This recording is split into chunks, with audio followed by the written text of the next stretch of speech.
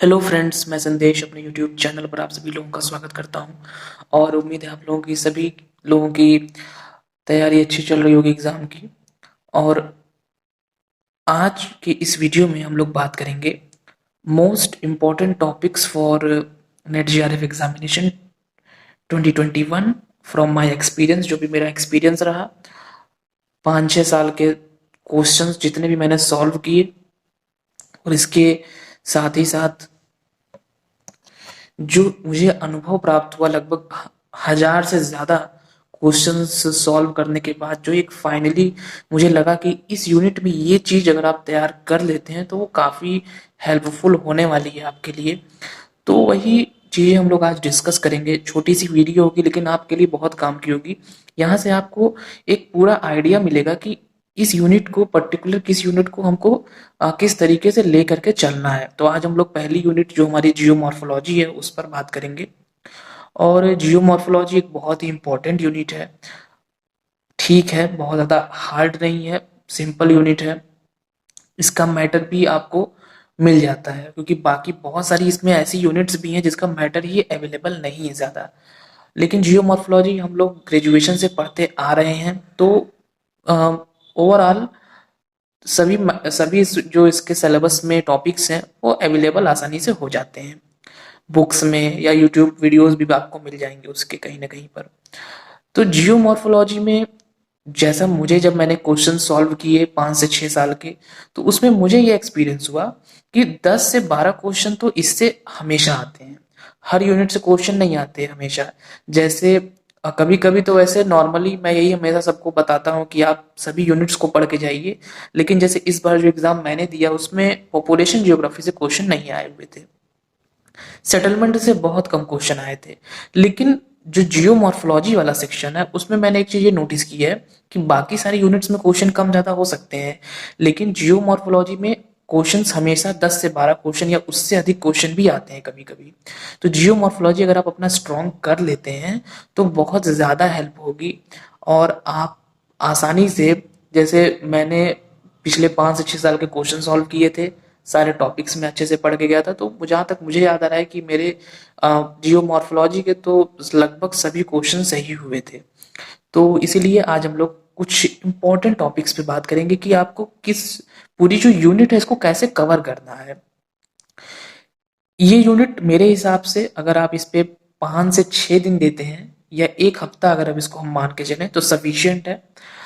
एक हफ्ता मैं इसलिए कह रहा हूँ कि मुझे जहां तक लग रहा है कि आप पहले से भी ये चीजें पढ़े हुए होंगे। बिल्कुल पहली बार अगर ये चीजें पढ़ रहे हैं तब तो एक महीना भी इसके लिए कम है, लेकिन अगर एक बार ऑलरेडी रिवाइज कर चुके हैं, बस एक एक बार मतलब ऑलरेडी आप पढ़ चुके हैं पहले का, तो उसके बाद मुझे लगता है कि 1 वीक सफिशियंट है इस यूनिट के लिए। और इसमें सबसे पहला हम लोग जो बात करेंगे वो है जो मेन मेन टॉपिक्स हैं, जिसकी मैंने थोड़ी सी एक लिस्ट बनाई है यहाँ पे। Plate tectonic theory. Plate tectonic theory का क्या इंपॉर्टेंस है, वो ये है कि इससे प्लेट टेक्टोनिक थ्योरी अगर आप अच्छे से तैयार कर लेते हैं तो ज्वालामुखी के जो क्वेश्चन आते हैं वो प्लेट टेक्टोनिक थ्योरी से ही रिलेट करके आते हैं। और जो भूकंप के क्वेश्चन आते हैं वो भी प्लेट टेक्टोनिक थ्योरी से रिलेट करके आते हैं। और प्लेट टेक्टोनिक थ्योरी अपने आप में एक टॉपिक भी है। तो प्लेट टेक्टोनिक के खुद के क्वेश्चन, जैसे कौन से प्लेट किनारे हैं, ये सारी चीजें, और ज्वालामुखी और भूकंप के क्वेश्चन, ये कहीं ना कहीं आप अगर प्लेट टेक्टोनिक थ्योरी को बिल्कुल डीपली पढ़ लेते हैं तो आपकी ये चीजें बहुत अच्छे से तैयार हो जाएंगी। जैसे मुझे जहां तक याद है, इस बार एक क्वेश्चन आया था जो कि मेरा सही क्वेश्चन था। पहले गलत, मतलब पहली वाली आंसर की में उसको गलत किया गया था, लेकिन मुझे पूरा विश्वास था कि मेरा क्वेश्चन सही है। और बाद में जब रिवाइज्ड आंसर किया ही तो मेरा वो क्वेश्चन सही हुआ। वो अल्यूशन पे क्वेश्चन था। अब अल्यूशन ज्वालामुखी पे क्वेश्चन आया था, और वो क्वेश्चन रिलेटेड था पैसिफिक रिंग ऑफ फायर से। तो आप समझ सकते हैं कि कहीं ना कहीं प्लेट टेक्टोनिक, ज्वालामुखी और भूकंप, ये तीनों चीजें आपस में जुड़ी हुई हैं। तो आपको ऐसे ही पढ़ना भी है। और plate tectonic theory Savin sir की बुक में बहुत ही अच्छे से दिया गया है। जो सविन सिंह सर की भौतिक भूगोल की किताब है, अगर आपके पास वो है तो उसमें प्लेट टेक्टोनिक चैप्टर खोलिएगा, वहां पे डिटेल में जितना आपको चाहिए उतना दिया गया है। और जो उनकी जियोमॉर्फोलॉजी की बुक है उसमें तो खैर और ज्यादा डिटेल में दिया गया है। तो इतना सफिशिएंट रहेगा मेरे हिसाब से प्लेट टेक्टोनिक थ्योरी के लिए। और उसमें मेनली जो, जैसा मैंने आपको बताया कि प्लेट टेक्टोनिक थ्योरी को आप डिटेल में पढ़िए, कितने किनारे हैं और उसके एग्जाम्पल्स आते हैं कभी कभी। और जैसे एक बार क्वेश्चन आ गया था कि जो नाज़का प्लेट है इसका मूवमेंट किस ओर है, तो उसके लिए आपको पता होना चाहिए कि जो नाज़का प्लेट है वो, जैसे अगर मान लीजिए ये साउथ अमेरिका है, ये साउथ अमेरिकन प्लेट है और यहाँ पे नाज़का प्लेट है, तो इसका मूवमेंट जो है वो आपका इधर साउथ अमेरिका की ओर होता है, हो रहा है। तो इस प्रकार के क्वेश्चंस आते हैं। तो यहाँ से एक तो प्लेट टेक्टोनिक थ्योरी आपकी तैयार हो जाएगी और दूसरा आप ज्वालामुखी और भूकंप भी उसी से रिलेट करके पढ़ लेंगे। तो ये काम आपका हो गया। तो फर्स्ट काम हमारा हो गया, पहला टॉपिक हम लोगों ने देख लिया कि प्लेट टेक्टोनिक थ्योरी को आपको पढ़ना कैसे है। क्योंकि बहुत सारे लोग प्लेट टेक्टोनिक थ्योरी तो पढ़ लेंगे लेकिन उसको ज्वालामुखी और भूकंप से रिलेट करके नहीं पढ़ेंगे, तो फिर उनको बाद में जब वो क्वेश्चन सॉल्व करेंगे तो उनको दिक्कत होगी। हवाई पे क्वेश्चन कई बार आया हुआ है और हवाई वाला क्वेश्चन ज्वालामुखी का क्वेश्चन है लेकिन वो रिलेटेड था प्लेट टेक्टोनिक से। पूछा गया था उसमें, बहुत अच्छा क्वेश्चन था कि हवाई पर जो ज्वालामुखी है वो बेसिकली किस बाउंड्री के कारण है। तो उसका आंसर था कि किसी बाउंड्री के कारण नहीं है, वो इंट्रा प्लेट वाला ज्वालामुखी है। ना वहां पे कन्वर्ज हो रही है प्लेट्स, ना ही वहां पे प्लेटें डाइवर्ज हो रही हैं, वो एक अंतरा प्लेटीय ज्वालामुखी है हवाई। तो ये तो हो गई बात प्लेट टेक्टोनिक थ्योरी की। प्लेट टेक्टोनिक थ्योरी को हल्के में नहीं लेना है, बहुत ही इंपॉर्टेंट टॉपिक है जियोमॉर्फोलॉजी का और इसको आपको जरूर कवर करना पड़ेगा। और ये मेरा दावा है कि अगर प्लेट टेक्टोनिक थ्योरी जिस तरीके से मैंने बताई है अभी आपको, उस तरीके से अगर आप पढ़ लेते हैं तो उम्मीद है कि काफ़ी अच्छे से आप लोग तैयार कर लेंगे उसको। और कहाँ से तैयार करना है वो भी मैंने आपको बताया, सभी लोग जानते ही होंगे, बुक्स में अच्छे से मिल जाएगा और आप लोगों का तैयार भी होगा मुझे जहाँ तक लगता है। इसके बाद अगला जो हम लोग का टॉपिक है वो है सी फ्लोर स्प्रेडिंग। हालांकि मैं चाहता तो प्लेट टेक्टोनिक थ्योरी में ही सी फ्लोर स्प्रेडिंग को ऐड कर सकता था लेकिन मैंने उसका अलग नाम लिखा। सी फ्लोर स्प्रेडिंग को आप पढ़ लीजिएगा, जब आप प्लेट टेक्टोनिक थ्योरी पढ़ेंगे तो उसी के अंतर्गत हैरी एस महोदय का ये जो सिद्धांत है वो आया। बेसिकली प्लेट टेक्टोनिक थ्योरी का आधार ही इसको माना गया, सी फ्लोर स्प्रेडिंग को, सागर नितल प्रसरण को।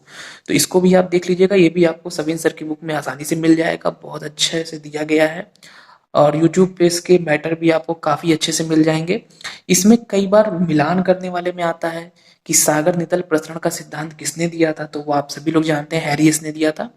और नॉर्मल सा ये क्वेश्चन है और इसके जो इसका कॉन्सेप्ट है मेन वो भी आप पढ़ लीजिएगा। सिंपल सा कॉन्सेप्ट है कि दो तरफ जब मूवमेंट होगा तो अंदर का जो भी पदार्थ है वो बाहर चला आएगा, मैग्मा, और जम जाएगा, उससे कटक का निर्माण होता है और सागर नितल का प्रसार होता है। सागर नितल का प्रसार उसी स्थिति में होता है जब प्लेटें दो विपरीत दिशाओं में मूवमेंट करती हैं। तो आपको सी फ्लोर स्प्रेडिंग को बहुत अच्छे से पढ़ना है। अब अगला जो हमारा टॉपिक है वो है continental drift theories, Wegener and Taylor. यहाँ पे थोड़ा सा ध्यान दीजिएगा, मैंने जितने क्वेश्चन सॉल्व किए उसमें टेलर की थ्योरी मुझे नहीं कहीं मिली, जहां तक मुझे याद आ रहा है। वो हो सकता है बहुत पहले क्वेश्चन में आया हो लेकिन मैंने पिछले 5 साल के क्वेश्चन देखे, 5-6 साल के, तो टेलर से मुझे क्वेश्चन नहीं मिला कहीं पर भी। वेगनर से क्वेश्चंस आते हैं और वेगनर में आपको पढ़ना क्या है, वैसे आप पढ़ दोनों लीजिएगा, वेगनर और टेलर। टेलर की थ्योरी बहुत छोटी सी थ्योरी है और वेगनर की भी इजी छोटी थ्योरी, बहुत बड़ी नहीं है। इसको आपको डिस्क्रिप्टिव बहुत नहीं पढ़ना है। क्वेश्चंस की जो प्रकृति है वेगनर और टेलर के लिए, वो मुझे जो लगता है, वेगनर के जितने क्वेश्चन मैंने सॉल्व किए तो उसमें एक चीज तो, इन लोगों ने किस बल की बात की है। जैसे वेगनर ने पेंजिया के टूटने के पीछे और उसके मूवमेंट के पीछे कौन सा बल बताया है और टेलर ने कौन सा बल बताया है मूवमेंट के लिए। दोनों लोगों ने अलग अलग बल बताए हैं। टेलर चंद्रमा पर बल देते हैं और Wegener force of buoyancy, gravitational force और आपका पृथ्वी का घूर्णन इत्यादि चीजों पे बात करते हैं। तो ये चीज भी आपको किताब में मिल जाएगी आसानी से। तो और कौन कौन से साक्ष्य दिए थे वेगनर ने, ये क्वेश्चन आ चुका है कि वेगनर ने कौन से साक्ष्य प्रस्तुत किए थे। उन्होंने बात की थी लेमिंग की, और उन्होंने बात की थी जिग्सा फिट की। तो ये बहुत सारे हैं उनके साक्ष्य। लेमूर एक जंतु है, उसके जीवावशेष की बात की थी। लेमिंग जैसा मैंने भी आपको बताया। जिग्सा फिट की बात की थी कि अफ्रीका का और साउथ अमेरिका आपस में हम उसको दोनों को जोड़ सकते हैं। तो ऐसे लगभग 6 से 7 साक्ष्य आपको किताब में मिल जाएंगे। उन साक्ष्यों को एक पेज पे नोट करिए और साक्ष्य को बिल्कुल रट जाइए अच्छे से, क्योंकि उस साक्ष्य से क्वेश्चन आता ही आता है, कई बार आ चुका है। और बल, तो वेगनर के लिए आपको बहुत लंबा चौड़ा पढ़ने की जरूरत नहीं है, क्योंकि रिटन एग्जाम आपका है नहीं। आपको फोकस करना है वेगनर के साक्ष्यों पे और वेगनर ने जो बल बताए हैं पेंजिया के मूवमेंट के लिए उस पर। और यही काम आपको टेलर के लिए भी करना है। हालांकि टेलर ने बहुत ज्यादा साक्ष्य अपनी सिद्धांत में नहीं दिए हैं। टेलर वाले में भी आपको वही बल इत्यादि को पढ़ना है बस, और कहीं से क्वेश्चन नहीं आएगा। एक क्वेश्चन और भी कई बार आता है कि जैसे अलग अलग विद्वानों ने कॉन्टिनेंटल ड्रिफ्ट की बात की है, लेकिन किस विद्वान का क्या उद्देश्य था। जैसे वेगनर महोदय पे कई बार क्वेश्चन आ चुका है कि इनका उद्देश्य क्या था। तो जब आप सविन सर की बुक में पढ़ेंगे तो आपको स्टार्टिंग की ही लाइन में मिल जाएगा, स्टार्टिंग का ही पैराग्राफ दिया गया है कि वेगनर जलवायु संबंधी परिवर्तन के बारे में जानना चाहते थे। टेलर का मुख्य उद्देश्य माउंटेन्स के बारे में जानकारी प्राप्त करना था। एक विद्वान का नाम और आता है, उन्होंने एंटोनियो स्नाइडर। उन्होंने क्या किया था, उन्होंने कोयले की जो परतें होती हैं उसकी परत में कुछ वेजिटेशन था, उसके बारे में उनको जानकारी प्राप्त करनी थी। तो अलग अलग विद्वान इस क्षेत्र में काम किए और सबका उद्देश्य अलग था। जैसा मैंने आपको बताया कि वेगनर मेनली क्लाइमेट संबंधी जो चेंजेस हुए हैं पृथ्वी में उसके बारे में वो जानकारी प्राप्त करना चाहते थे। टेलर टोपोग्राफी या रिलीफ से रिलेटेड जानकारी प्राप्त करना चाहते थे। तो ये क्वेश्चन आ चुका है, अभी रिसेंटली ये क्वेश्चन आया हुआ था, रिपीट भी कई बार ये क्वेश्चन हुआ है।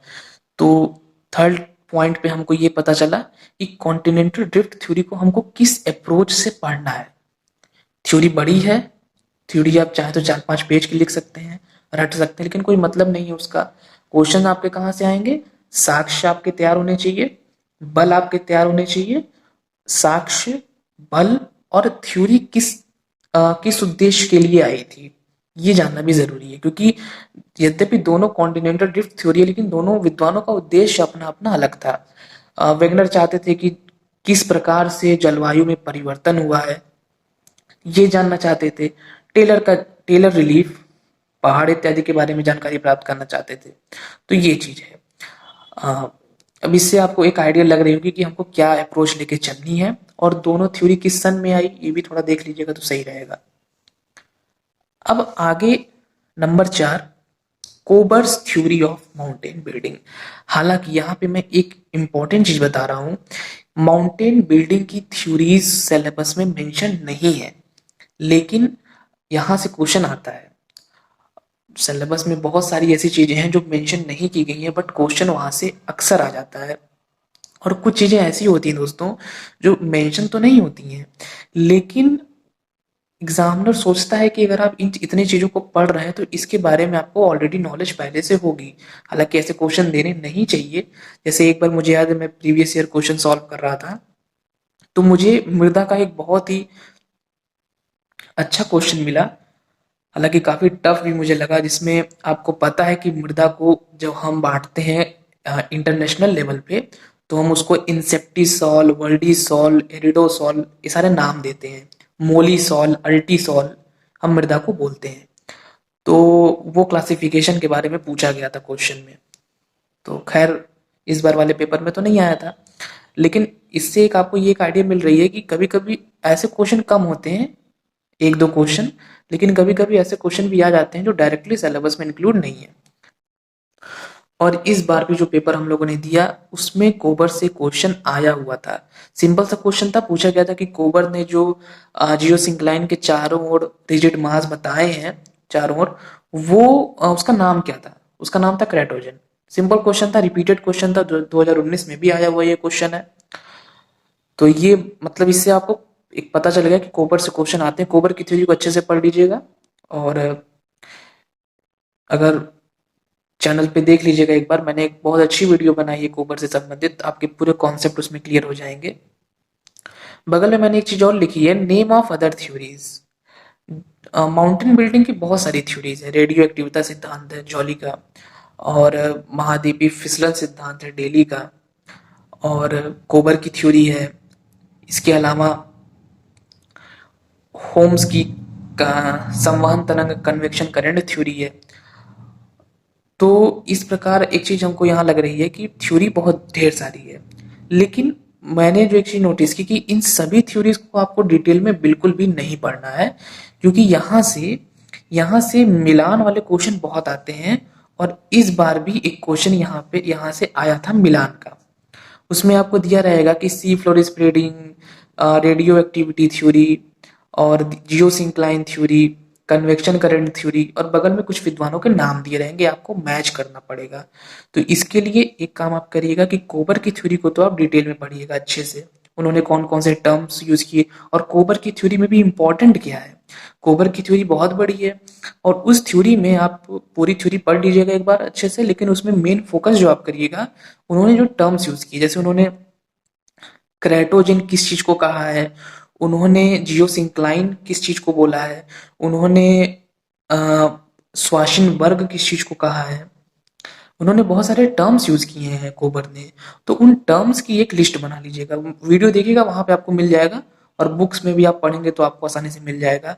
क्रेटोजन और स्वाशिनबर्ग, रेंडकेटन, उन्होंने एक वर्ड यूज किया है। तो किस वर्ड का क्या मतलब है, क्रेटोजन का क्या मतलब है, रेंडकेटन का क्या मतलब है, ये आपको पता होना जरूरी है। बाकी भले ही आपको थ्योरी के बारे में आप बहुत एक्सपर्ट ना हो, पूरी आपको प्रक्रिया ना पता हो, लेकिन ये टर्म्स को जरूर याद करके जाइएगा एक बार।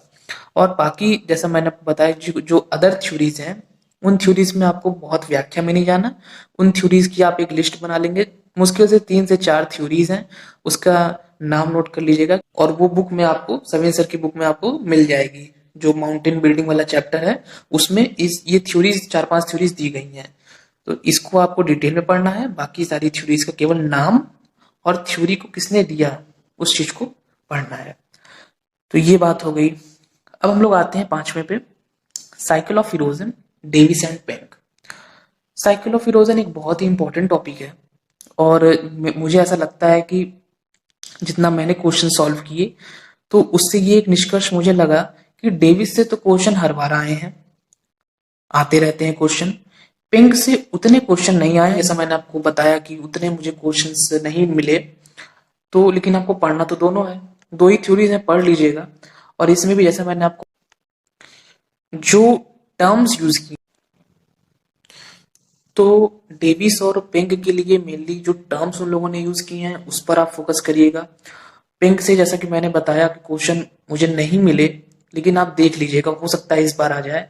और पिंक में भी पिंक ने जो टर्म्स यूज किए हैं, प्राइमरम्प, इनरम्प, इंसेलबर्ग, ये टर्म्स किस चीज के लिए यूज किए गए हैं, इसको ध्यान से देखने की जरूरत है। और बाकी डेविस का मैं आपको बता सकता हूँ, डेविस से जितने भी क्वेश्चन मैंने सॉल्व किए, हर क्वेश्चन में ज्यादातर जो उनका त्रिकूट है, डेविस का त्रिकूट, वो पता होना जरूरी है आपको। और डेविस के किस स्टेज में कौन सा लैंडफॉर्म बन रहा है, ये चीज आपको पता होना जरूरी है। जैसे फर्स्ट स्टेज में रैपिड्स बनती हैं, वाटरफॉल्स बनती हैं, पॉट होल्स बनते हैं। सेकंड स्टेज में मियांडर्स बनते हैं, थर्ड स्टेज में फ्लड प्लेन इत्यादि बनता है। तो तीनों स्टेज में अलग अलग लैंडफॉर्म बनते हैं। और ये क्वेश्चन कई बार आ चुका है कि निम्नलिखित में से ये बताइए कि कौन सा फर्स्ट स्टेज का डेविस का लैंडफॉर्म है। ये बहुत इंपॉर्टेंट क्वेश्चन है, कई बार रिपीटेड है, तो ये आपको पता होना चाहिए। भले ही आप डेविस की थ्योरी थोड़ी, पर्सनली मुझे भी आ, उतनी इजी नहीं लगती है, बहुत ज्यादा टफ नहीं है, लेकिन डिटेल में लिखने के लिए बहुत लंबी थ्योरी है, हर स्टेज के बारे में आपको बताना पड़ता है। लेकिन अपने एग्जाम की प्रकृति को देखते हुए आप क्या क्या पढ़ेंगे डेविस में, डेविस में आप डेविस का त्रिकूट पढ़िए, तीनों स्टेज को थोड़ा थोड़ा पढ़ लीजिएगा, और तीनों स्टेज को पढ़ने के दौरान इस चीज पर ज्यादा फोकस करिएगा कि किस स्टेज में कौन सा लैंडफॉर्म बनता है। और यही आपकी स्ट्रेटेजी होगी पेंग को पढ़ने की भी।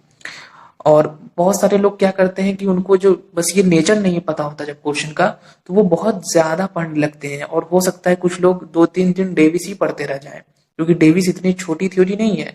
अगर आप काफी गहनता में चले जाएंगे तो वो बहुत बड़ी थ्योरी है। लेकिन ये भी हो सकता है कि आप बहुत डीप पढ़ लें, लेकिन जो रिक्वायरमेंट हो एग्जाम की वो चीज फुलफिल ना हो पाए। तो इसलिए किस टॉपिक को किस अप्रोच से पढ़ना है ये चीज भी जानना जरूरी होता है। तो ये आपका हो गया 5वां पॉइंट। 6th पॉइंट मैंने लिखा है थ्योरीज ऑफ स्लोप डेवलपमेंट। इसमें मैंने एक आध बार आपसे बताया भी है और इस बार भी मैं बताऊंगा कि जितनी भी स्लोप डेवलपमेंट की थ्योरीज हैं, एलसी किंग की थ्योरी है, डेविस की थ्योरी है, पेंक की थ्योरी है। हालांकि डेविस और पेंक का जो मॉडल है अपर्दन चक्र वाला, वही बेसिकली स्लोप डेवलपमेंट का मॉडल है। यंग की थ्योरी है। इन सभी थ्योरीज का नाम आप देख लीजिएगा। ढाल प्रतिस्थापन सिद्धांत किसने दिया था, ढाल निवर्तन सिद्धांत किसने दिया था, ये चीज पता होना आपको जरूरी है। ये दो क्वेश्चन बहुत बार आते हैं।